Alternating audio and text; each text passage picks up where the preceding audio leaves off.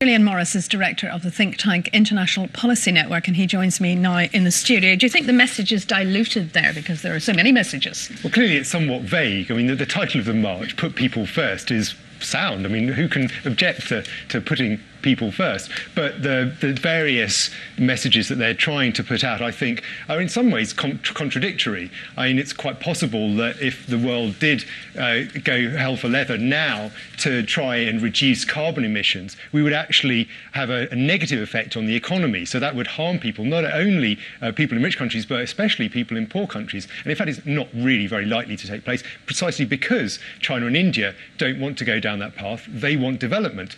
And in the past 20 years, they've had development. In China and India alone, about 500 million people have been brought out of poverty by free trade, by the capitalism that some of these protesters seem to object to. So there's sort of a weird contrast between what is reality and what the protesters seem to be saying. And I suppose the mixed messages from the protesters also reflect the mixed messages from some of the G20 countries themselves. Sure. I mean, actually, you've got Angela Merkel, who seems to be very resistant to the policies that Gordon Brown is promoting. And they're two very key members of the G20 that are going to be, I think, in strong conflict over the next few years, the next few days. I mean, Angela Merkel is very critical of the bailout programs, the massive fiscal stimuli that are being proposed, and is also very concerned about the quantitative easing that England and the United States are moving forward with, this massive printing of money, effectively, both of which, both this fiscal stimuli and the printing of money,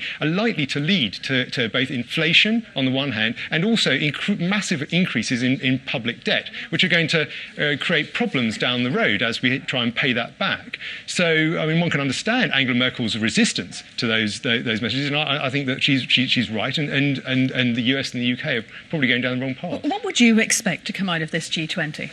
Well, I think that the best that we can hope for is a strong commitment to free trade. I mean, on the other issues, on things like the fiscal stimuli, monetary quantitative easing and so on, I think we're going to get a very bland statement. But I think that if we can get anything decent out of this, it will be a commitment to removing trade barriers. We've seen over the past 20, 30 years that the removal of trade barriers helps lift the poorest people out of poverty. If we really are concerned about getting the whole global economy back on track and improving the lives of the poor, that will be the one thing that they could agree on that would make sense. OK, Julian Morris, thanks for coming in. Thank you.